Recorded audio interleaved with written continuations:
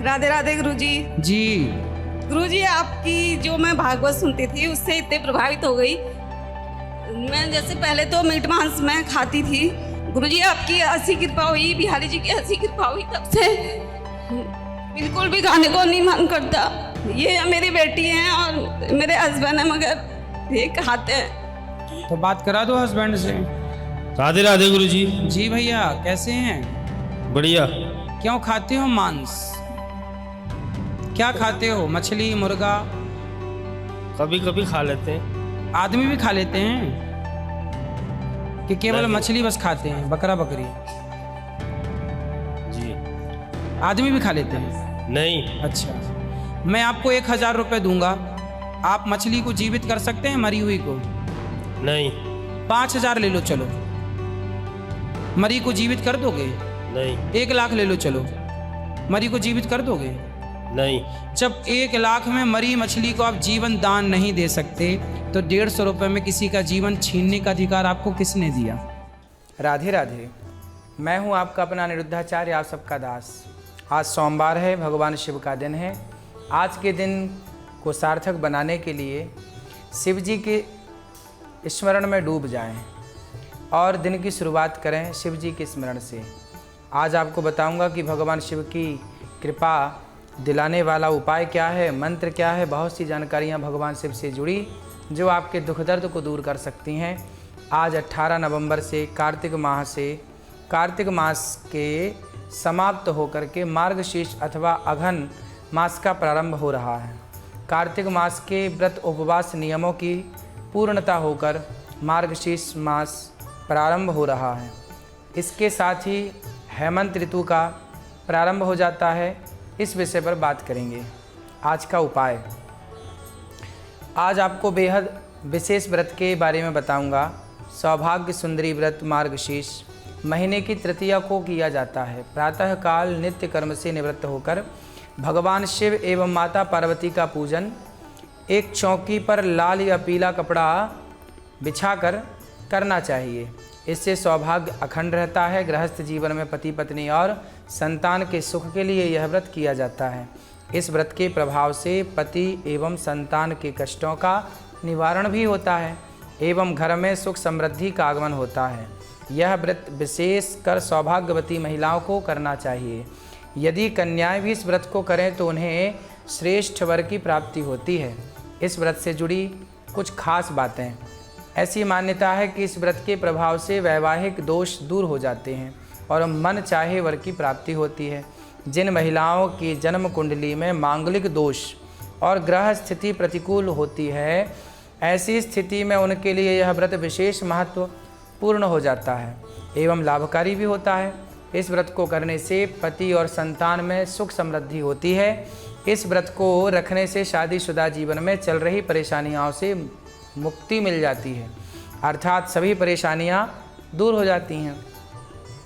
इस व्रत की विधि है, सुबह जल्दी उठकर अपने काम से निवृत्त होकर स्नान करें, लकड़ी की चौकी में लाल या पीला कपड़ा बिछाकर भगवान शंकर और पार्वती जी का पूजन करें, हवन करें और आरती करें। शाम को भगवान शिव की आराधना करें, भगवान से क्षमा प्रार्थना करें और इस तरह से भगवान शिव की स्मरण पूजा करते हुए भगवान शिव का ओम नमः शिवाय पंचाक्षर मंत्र जपते हुए आप इस पूजा को पूर्ण करें। आओ बात करें भविष्य की। भविष्य संवारते हैं। मैं आपको ऐसे अचूक उपाय बताने जा रहा हूं जिससे आपका कॉन्फिडेंस ज़बरदस्त हो जाएगा और आप बड़े प्रेम से अपने लक्ष्य को प्राप्त कर लेंगे।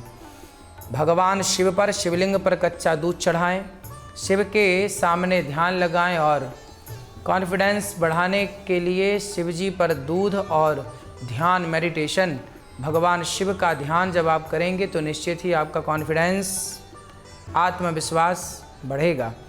सोमवार को सफ़ेद गाय को गुड़ चावल आदि खिलाने से भी आपको फ़ायदा मिल सकता है। रविवार के दिन तांबे के बर्तन का दान करें। दाहिने हाथ की अनामिका अंगुली यानी रिंग फिंगर में 5 रत्ती का उत्तम किस्म का माणिक्य सोने या तांबे की अंगूठी में पहने। यह अंगूठी रविवार के दिन सुबह ब्रह्म मुहूर्त में ही पहने, इससे भी आपको फ़ायदा हो सकता है। रविवार के दिन तांबे के बर्तन का दान कर सकते हैं ताकि आपके जीवन में सुख शांति बनी रहे।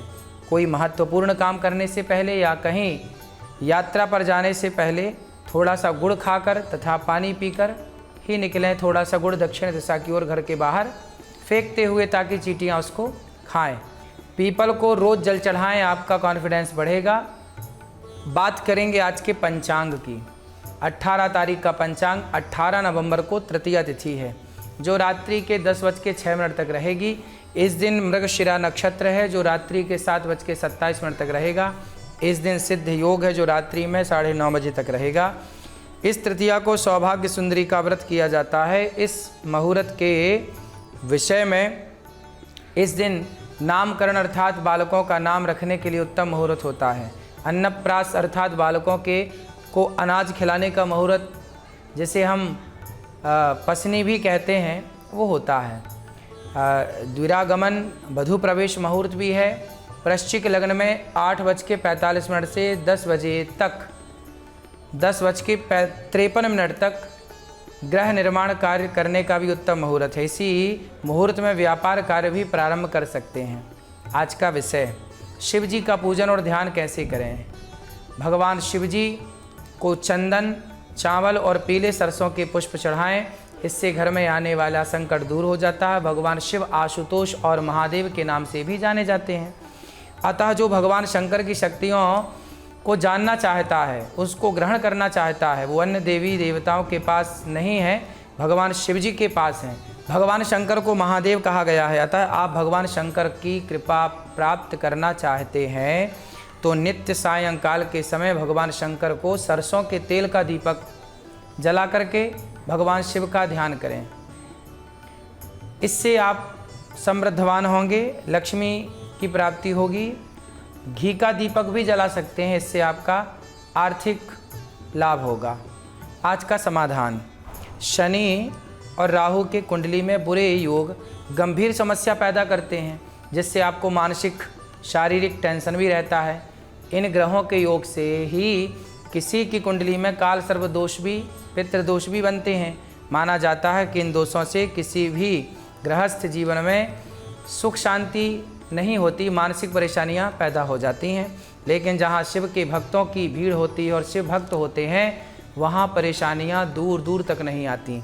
भगवान शिव जी आपको सब प्रकार से सुख देते हैं, जो शनि को शांत करता है। भगवान शिव की आराधना से शनि शांत होते हैं। शनि प्रदोष व्रत के दिन भगवान शिव को गंध, अक्षत, पुष्प, फूल, दीप, मिठाई इत्यादि से, पान सुपारी इत्यादि, लौंग, इलायची इत्यादि से भगवान की पूजा करें और शिव गायत्री के दिव्य मंत्र का जाप करें। ओम तत्पुरुषाय विद्महे महादेवाय धीमहि तन्नो रुद्रः प्रचोदयात्। जब आप इस मंत्र का जाप करेंगे तो निश्चित ही भगवान शिव की कृपा से जो ग्रहों का आपके जीवन में कुप्रभाव है वो समाप्त हो जाएगा। धार्मिक मान्यता है कि शनिदेव परम शिव भक्त हैं और शिव के आदेश के मुताबिक ही शनि जगत के हर प्राणी को काम के आधार पर दंड देते हैं। इसलिए शनि यानी राहु, शनि या राहु आदि ग्रह पीड़ा शांति के लिए शिव की पूजा खास तौर पर शनिवार और सोमवार को ही कारगर होती है। अगर महादेव प्रसन्न हो जाएं तो शनि को तो मानना ही होगा, क्योंकि शनि भगवान शिव के वश में होते हैं। आज का वार्तालाप, पुष्कर से अमित गुप्ता जी का सवाल, मैं किसी भी एक भगवान को इष्ट बनाना चाहता हूँ, शिव जी को बनाऊँ या भगवान विष्णु को, मार्गदर्शन करें। देखो, भगवान विष्णु और भगवान शिव हरि हरि और न भेदा, विष्णु में और शिव में कोई भेद नहीं है। चाहे आप विष्णु की पूजा करें, शिव की पूजा करें, आप दोनों को दो ना माने, एक ही मान के आप पूजा करें तो ज़्यादा लाभ होगा। आज बात करेंगे भगवान शिव की। भगवान शंकर कौन है, भगवान शिव का वाहन क्या है। भगवान शिव जी नंदी पर सवार होते हैं। नंदी कौन है, नंदी धर्म के प्रतीक हैं। धर्म के पांव हैं 4, सत्य, दया, दान, तप। धर्म के 4 चरण होते हैं और वही धर्म पर नंदी पर सवार हैं भगवान शंकर। मतलब शंकर जी नंदी पर नहीं, शंकर जी धर्म पर सवार हैं, धर्म पर आरूढ़ हैं भगवान शिव। इसलिए भगवान शिव धर्म के पालनहार हैं, धर्म का प्रतिपादन करते हैं। शंकर जी गले में सर्पों की माला धारण करते हैं। शंकर जी मैसेज देते हैं कि जैसे हम शिव होकर के धर्म पर सवार हैं, आप भी धर्म पर सवार रहिएगा, मतलब धर्म को कभी मत छोड़िएगा। साथ ही शंकर जी सर्पों की माला धारण करते हैं। सर्पों से मैसेज है कि काल का स्वरूप है सांप, तो काल को गले की माला बनाकर शंकर जी धारण करते हैं। आप भी काल को अपने गले का हार बनाएं। जिनके हृदय में भगवान राम विराजे हैं, तो काल उनके गले में लटक रहा है, क्या बिगाड़ेगा। इसलिए शिव जी का नाम है कालों के काल महाकाल। जो भगवान की शरण में है ना, उसे काल से भी भयभीत होने की ज़रूरत नहीं है। ये भगवान शिव जी का मैसेज है। साथ ही भगवान शिव का परिवार देखिए। शिव जी का वाहन है नंदी, दुर्गा माँ का वाहन है, पार्वती माँ का वाहन है शेर। अब शेर और नंदी ये दोनों एक दूसरे के दुश्मन हैं। गणेश जी के वाहन है चूहा और शंकर जी के गले में है सांप। अब सांप और चूहे की दुश्मनी है, सारा अपोजिट है, एक दूसरे के विपरीत हैं, विरोधी हैं। पर शिव जी देखो पूरे परिवार में किस तरह प्रेम से रहते हैं। जो अपोजिट हैं, विरोधी हैं एक दूसरे के, वो भी एक दूसरे को नुकसान ना पहुंचाकर साथ में रहते हैं। किसके प्रभाव से? भगवान शिव के भजन के प्रभाव से। भगवान शिव सदा वसंतम हृदयारविंदे भवम भवानी सहितम नमामि। भगवान शंकर सदा भगवान राम का ध्यान करते हैं, जिसके बल से भगवान शिव के परिवार में सारे लोग प्रतिकूल होने पर भी अनुकूल रहते हैं। एक दूसरे के दुश्मन होने पर भी एक दूसरे के प्रति कोई द्वेष भाव नहीं है। प्रेम पूर्वक भगवान शिव जी अपने गृहस्थ जीवन में रहते हैं। तो आपको भी भगवान शिव से यही मैसेज लेना चाहिए कि आपके जीवन में विषम परिस्थितियाँ आएँ तो घबराइएगा मत। आपका कोई विरोधाभास करने वाला विरोधी आ जाए तो घबराइएगा मत। शांत चित्त से अपना काम करते रहिएगा। जैसे नंदी और शेर, चूहा और सांप एक दूसरे के विरोधी होते हुए भी बड़े प्रेम से इस परिवार में रहते हैं, ये भगवान शिव के भजन का प्रभाव है। जब आप भक्ति करते हैं, भजन करते हैं, तो आपका विचार बदल जाता है। हिंसक प्राणी भी दयावान हो जाता है। हिंसक प्राणी के भीतर भी दया जाग जाती है। ये आपके भजन का प्रभाव है। इसलिए ये भगवान शिव का प्रभाव है कि जो राम की शरण में है उसका परिवार प्रतिकूल हो ही नहीं सकता, अनुकूल होगा। तो आप भी भगवान शिव की तरह राम की शरण में रहें, भगवान का ध्यान करें, निश्चित आपको फायदा होगा। आज के देवी देवता भगवान शंकर का स्वरूप कैसा है, आइए जानते हैं। भगवान शंकर को सफ़ेद वर्ण का बताया जाता है। कर्पूर गौरम करुणावतारम। बर्फ़ की तरह कैलाश पर्वत में जिस प्रकार बर्फ़ रहता है, उसी प्रकार भगवान शंकर का भी रूप माना जाता है। सफ़ेद रंग शांति का रूप है, शांति का स्वरूप है, शांति में प्रवृत्ति कराता है। क्रोध ना करना इनका स्वभाव है, इसलिए आशुतोष इनका नाम है। सभी देवी देवताओं से इनकी श्रेणी ऊपर है। सबको देव कहा जाता है। शंकर जी को महादेव कहा जाता है, देवाधिदेव कहा जाता है। इसलिए महादेव मृग चर्म का आसन लगाते हैं। कमंडल और त्रिशूल इनका आभूषण है। गले में नागों की माला, नागों का यज्ञोपवीत शंकर जी धारण करते हैं। सर पर गंगा, सिर पर गंगा, मतलब सदा दिमाग को ठंडा रखना चाहिए। सिर पर गंगा है शिव जी के, मतलब दिमाग को ठंडा रखना चाहिए। चंद्रमा विराजमान है जो शांति का प्रतीक है। इस प्रकार भगवान का रूप मंगलमय है, कल्याणकारी है। इस रूप का ध्यान करते ही भक्तों का मन शांत हो जाता है। बात करेंगे आज के गुरु मंत्र की। महामृत्युंजय मंत्र की विशेष महिमा है। एकांत स्थान में बालकों को यदि इस मंत्र का जब ध्यान कराया जाए, जिनका यज्ञोपवीत हो चुका है, तो निश्चित ही जब यह मंत्र बच्चे यज्ञोपवीत के बाद पढ़ेंगे तो निश्चित ही उनका मस्तिष्क विकसित होगा, बुद्धि का विकास होगा और एक अत्यंत प्रभावशाली बच्चा उभरेगा। महामृत्युंजय जाप करते समय कोई भक्त सदैव महामृत्युंजय जप का मंत्र का जाप करता है। यदि इस मंत्र का कोई व्यक्ति स्पर्श कर ले, मीन्स जाप कर ले, तो वह पाप मुक्त हो जाता है। ये मंत्रों का प्रभाव है, पर ये मंत्र वही करें जिनका यज्ञोपवीत हो चुका है। आज का लकी कॉलर सूरत से कल्पना पटेल जी का सवाल है। आज के मेडिकल साइंस के ज़माने में मंत्र पढ़कर किसी की मृत्यु को कैसे टाला जा सकता है? कल्पना जी, पूजा पाठ जाप आदि में विश्वास आस्था लोगों की है और भगवान सब कुछ कर सकते हैं। कर तुम अकर्तुम अन्यथा कर्तुम सर्व सामर्थ्य। देखो, मृत्यु तो डॉक्टर भी नहीं टाल पाते। जिसको मरना हो उसे डॉक्टर कह देते हैं कि अब हम कर सकते हैं ऑपरेशन, पर हम टाल नहीं सकते, बचा नहीं सकते। कोशिश कर सकते हैं बचाने की, आगे हरी इच्छा। तो डॉक्टर भी छोड़ते किस पर हैं? भगवान पर। तो कोई शक्ति है जिस शक्ति को डॉक्टर भी स्वीकार करते हैं कि हाँ वो चाहेंगे तो बच जाएगा, हम ऑपरेशन कर सकते हैं, प्राण बचेंगे नहीं बचेंगे ईश्वर जानते हैं।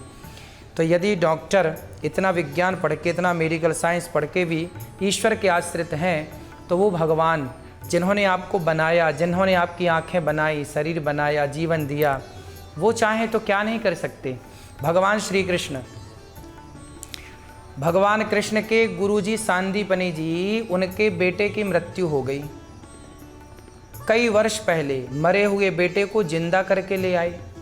माता देवकी के जो पुत्रों को कंस ने मार दिया था, 6 पुत्रों को, उन मरे हुए पुत्रों को भगवान कृष्ण ने, जिनकी बॉडी भी नहीं थी, शरीर का एक हिस्सा भी नहीं था, उन बच्चों को जीवित करके माता देवकी को लौटाया। भगवान मरे हुए को जीवित कर सकते हैं। सांदीपनी जी के पुत्र को जीवित किया, माता स्वयं की माता देवकी माता के 6 पुत्रों को भगवान कृष्ण ने जीवित किया। तो भगवान क्या नहीं कर सकते? भगवान शक्ति हो, विश्वास हो तो सब हो सकता है। मीरा को जहर पिलाया तो था राणा ने, क्या हुआ? राणा ने विष दिया मानो अमृत पिया, मीरा रानी दीवानी कहाने लगी। ये देखो विश्वास की बात है। विश्वास वही फलदायक है। यदि आप विश्वास करते हैं तो सब कुछ होगा, विश्वास नहीं करेंगे तो कुछ भी नहीं होगा। तो विश्वास की बातें हैं। मानो तो मैं गंगा माँ हूँ, ना मानो तो बहता पानी। प्रहलाद जी को विश्वास था तो खंबे से प्रकट हुए ना भगवान। तो विश्वास की बातें हैं। यदि आपको विश्वास है तो भगवान मृत्यु टाल सकते हैं। भगवान शिव के मंत्र में ताकत है कि मृत्यु टाल सकते हैं। भगवान हर इच्छा भावी बलवाना, जो होना है वो तो होगा, लेकिन कुछ प्रारब्धजन्य भावियाँ हैं, उन्हें भगवान टाल देते हैं कि चलो आपने भक्ति की। जैसे मार्कंडेय जी की मृत्यु थी 12 साल में, उन्हें मरना था, उनके भाग्य में मृत्यु योग था। फिर उनके पिताजी ने कहा कि कैसे टाला जाए मृत्यु योग, तो कहा संतों को ब्राह्मणों को प्रणाम कराओ। जब वो संतों को ब्राह्मणों को प्रणाम करने लग गए तो ब्राह्मण ने कहा, एक संत ने कहा, आयुष्मान भव चिरंजीवी भव। तब कहा कि इनको तो मरना है, आपने चिरंजीवी होने का आशीर्वाद दिया। तब संत ने कहा कि मैं भगवान का भक्त हूँ, यदि मेरी वाणी से निकला है तो वो सत्य जरूर होगा। इसलिए कहते हैं कि जब बच्चों को, बड़ों को, संतों को, ऋषियों को प्रणाम कराओ तो आयुर्विद्या यशोबलम, आयु बढ़ती है प्रणाम करने से, बल बढ़ता है आशीर्वाद से। माँ आशीर्वाद देती है ना, बेटा तू खूब लंबी आयु, मेरी उम्र भी तुझे लग जाए। ये सब बातें वही मार्कंडेय जी बाद में इतनी आयु पाए कि वो कल्पों तक जीवित हैं आज भी। 7 चिरंजीवियों के बाद 8वें मार्कंडेय जी आज भी जीवित हैं। तो आज भी जीवित हैं वो किसके प्रभाव से? आशीर्वाद के प्रभाव से। तो आशीर्वाद में भी शक्ति है। तो भगवान क्या नहीं कर सकते ये बताइए?